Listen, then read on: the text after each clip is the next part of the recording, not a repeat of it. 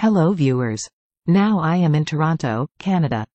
Today February 15th, 2024 and we have got huge amount of snow. Now I am walking on the white snow. I have bundled up myself. It's not that much cold today.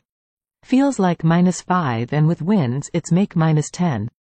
I am walking on the snow and you can see my feet under the snow. This a big soccer field covered by the snow. Heavy snow just stopped now. As per the city by law, the owner should clean the sidewalk in front of the house within 4 hours after the snow fully stop. I will walk around this community and you will see some people already clean the sidewalk and some planning to clean. I will also show you how the house owner cleaned the snow and put the salt after the clean. At the end of the video you will see how I am cleaning the snow with the snow sable. It's a very small area, so snowblower will not work here. Also end of the video, you will see how I am cleaning the snow by bare hand. We not supposed to do that, but sometimes we have to do to get in the car to find the brush.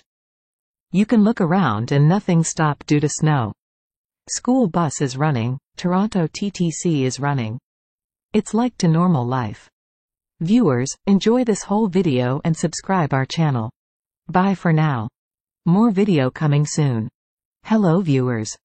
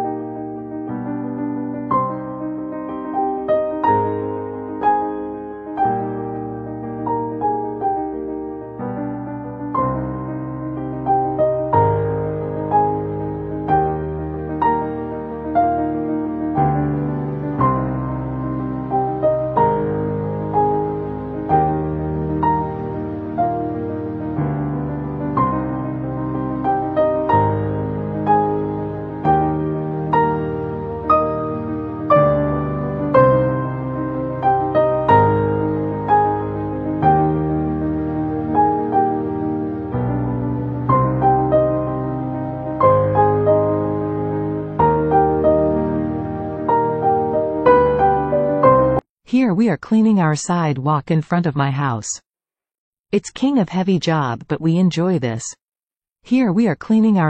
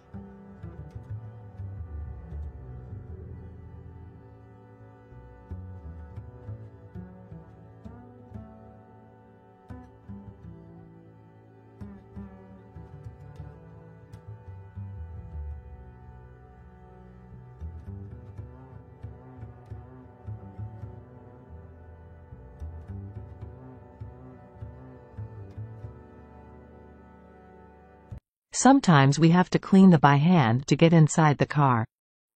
Because the snow clean brush always we keep inside the car.